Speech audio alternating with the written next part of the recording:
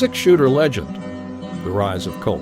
The sun beat down mercilessly on the parched earth of Gold Bluff Canyon, where dust devils danced between weathered cacti, and the occasional tumbleweed rolled lazily across the barren landscape. In the distance, the small settlement of Sharpshooter's Bend shimmered like a mirage, its wooden structures a testament to humanity's stubborn will to survive, even in the most unforgiving environments. Among those buildings stood the town's pride, the Starr County Sheriff's Office. Inside, a young man named Colt polished his twin revolvers for what must have been the 100th time that morning. His bright red hair was partially hidden beneath a wide-brimmed hat, and his piercing eyes scanned the weapons with meticulous attention. "You're gonna wear the finish right off those barrels, son," said Sheriff Starr, a gray-haired veteran of countless frontier skirmishes. The older man's star-shaped badge glinted in the shaft of sunlight streaming through the office window. "Can't be too careful with these beauties," Sheriff Colt replied, twirling one pistol before holstering it with practiced precision. "My PA always said a gunslinger's only as good as his iron." Sheriff Starr grunted in acknowledgement. "Your PA was right about that, and wrong about near everything else." The old lawman's eyes softened. "Still, he could shoot the whiskers off a cat at 50 paces. You've got his talent, that's for sure." Colt's face clouded briefly.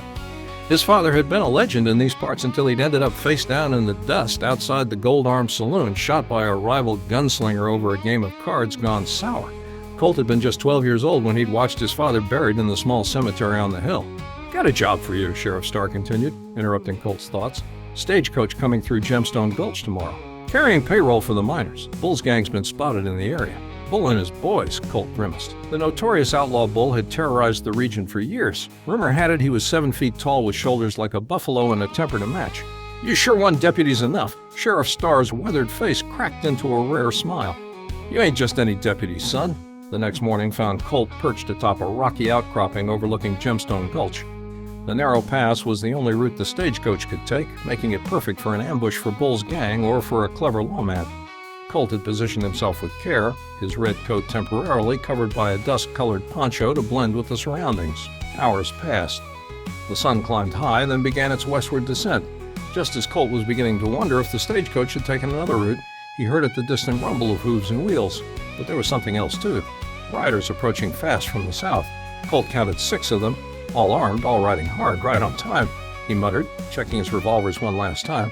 The sheriff had wanted to send more men, but Colt had insisted on handling this alone, not just because the town was short-handed, but because he had something to prove to himself, to the memory of his father, and to the folks who still whispered that he was too young, too cocky, too much like the man who died over a foolish game of cards. The stagecoach entered the gulch, the driver occasionally cracking his whip above the 4-horse team. Inside would be the payroll box, the driver, and possibly a guard or two. Innocent folks just doing their jobs. The riders were closing in fast. Colt took a deep breath, centered himself the way his father had taught him, and made his move. He slid down the rocky slope, sending a shower of pebbles ahead of him, and landed directly in the path of the oncoming stagecoach. "Stop!" he shouted, holding up his badge. "Sheriff's business." The driver pulled hard on the reins, the horses rearing and snorting in protest. As the coach ground to a halt, Colt quickly explained the situation. "Bandits coming, 6 of them. Get behind those rocks and stay low." The driver and his shotgun guard didn't need to be told twice. They scrambled for cover, dragging the strongbox with them. Colt positioned himself in the center of the gulch, standing tall, his poncho discarded to reveal the bright red coat that had become his trademark. The color of danger. The color of blood. He wanted Bull's boys to see him coming. The riders rounded the bend, slowing as they spotted the stopped stagecoach and the lone figure standing in their path. Well, well. The lead rider, a mountain of a man who could only be Bull himself, reined in his massive stallion. "What do we have here?" A little boy playing sheriff. Colt didn't flinch. "This stagecoach is under the protection of Starr County law. Turn around and ride away, and we can all live to see another sunset." Bull's laughter echoed off the canyon walls. "You hear that, boys? The runt thinks he can take all 6 of us." His men joined in the laughter, hands hovering near their holsters. "Doesn't have to be all 6, Colt replied calmly. "Just you, Bull. The rest of these boys might have more sense than their leader."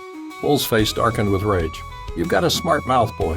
Let's see if you're as quick with those fancy pistols as you are with your words." What happened next would later be told and retold in saloons across 3 territories, each telling more embellished than the last. But the core truth remained the same. Colt's hands moved with supernatural speed, his revolvers clearing their holsters before Bull could even grasp his own weapon. 6 shots rang out in rapid succession, one for each outlaw. When the echo of gunfire faded and the dust settled, Bull and 4 of his men lay wounded, disarmed by Colt's precise shooting that had targeted their weapons, not their bodies. The 6th man had surrendered immediately, dropping his gun in terror. "I don't kill if I don't have to," Colt informed Bull as he bound the outlaw's wrists with rope. "Sheriff Star likes to see justice done proper in a courtroom." "How the hell did you move so fast?" Bull demanded, blood seeping from a graze on his gun hand. Colt simply smiled, twirling his revolvers before holstering them. Some things a gunslinger kept to himself. Word of Colt's showdown with Bull's gang spread quickly. Soon, folks were traveling from miles around just to catch a glimpse of the red-coated deputy who could outshoot outlaws with style and swagger. Sheriff Star watched it all with a mixture of pride and concern. "Fame's a dangerous thing in our line of work," he warned Colt. "Makes you a target." But Colt just grinned. Then they better be good shots. As the months passed, Colt's reputation grew. He developed a signature move of spinning leap while firing both revolvers with deadly accuracy. He began styling his hair more carefully and adopted a confident strut that the local girls found irresistible. Some said his head was getting too big for his hat. Then came the invitation. It arrived by special courier, a sealed envelope on expensive paper.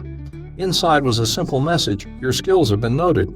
The Brawl awaits a gunslinger of your caliber." "What's this Brawl business?" Sheriff Star asked when Colt showed him the letter. "They say it's an arena," Colt explained, excitement evident in his voice, "where the best fighters from all around test their skills against each other. Not to the death, just until one surrenders. Winners get fame, glory, and more gold than a deputy sees in 10 lifetimes." Sheriff Star frowned. "Sounds like trouble." "Sounds like adventure," Colt countered, "and a chance to test myself against the best." The argument lasted days, but in the end, Colt's mind was made up. He would go to this Brawl, test his skills, and return a legend. The morning of his departure, he stood outside the sheriff's office, his belongings packed, his revolvers gleaming at his hips. Sheriff Star emerged to bid him farewell.